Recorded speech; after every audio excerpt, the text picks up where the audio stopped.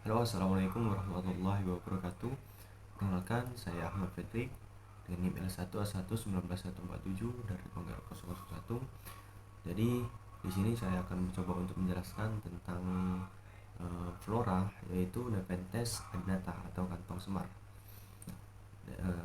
Oke, slide pertama yaitu Nepenthes adnata adalah kantong semar endemik Sumatera Barat yang tumbuh di ketinggian antara 600 hingga 1200 dpl. Nah, nama spesies adnata berasal dari bahasa Latin yang berarti melekat secara luas, mengacu pada dasar lamina yang melingkari batang. Nepenthes adnata pertama kali dikoleksi oleh Willem Minger pada tanggal 24 Agustus 1957 menurut ke Major 6941. Kemudian diambil pada tanggal tersebut dekat sungai Japo. Nah, setelah Timur Payakumbuh, Taram, Sumatera Barat pada ketinggian 1000 meter. Kemudian herbarium ini disimpan di Herbarium Nasional Belanda di Leiden. Spesies ini pertama kali dideskripsikan pada tahun 1986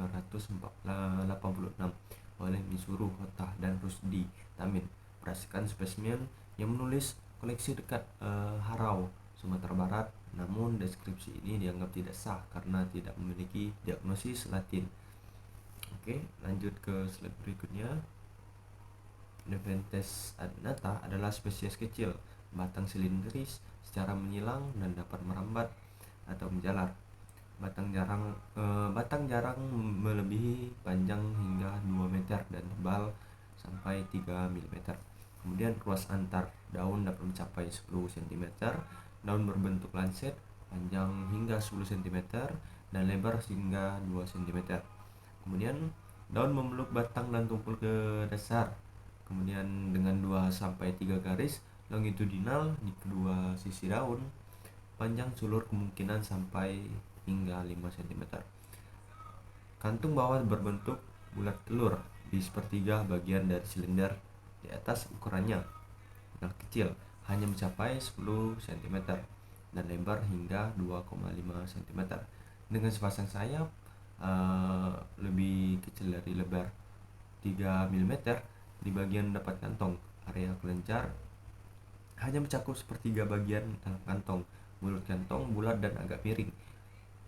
Kemudian pada slide selanjutnya, Nepenthes adnata memiliki pembungaan racemose atau tandan.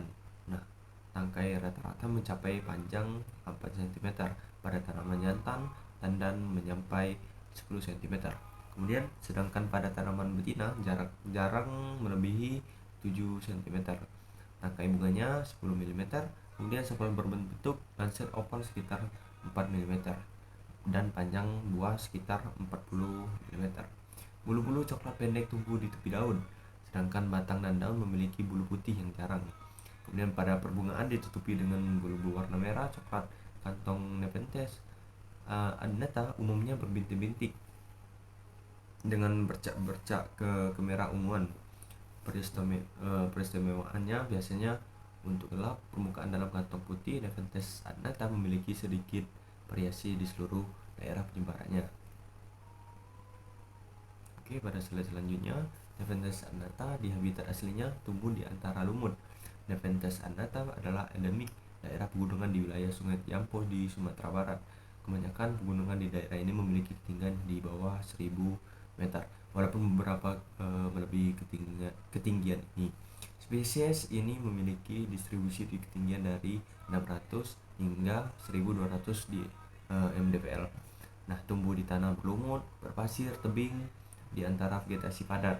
Habitatnya lembab dan menerima sinar matahari langsung.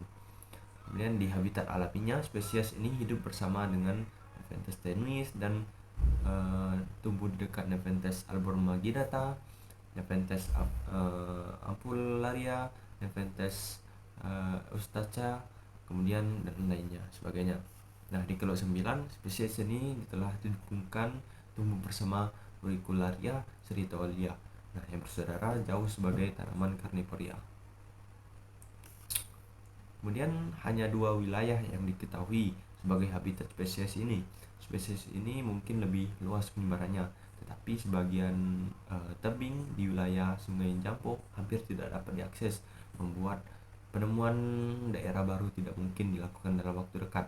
Nah, satu-satunya lokasi populasi yang mudah diakses sangat kecil dan sering dikunjungi oleh kolektor tanaman.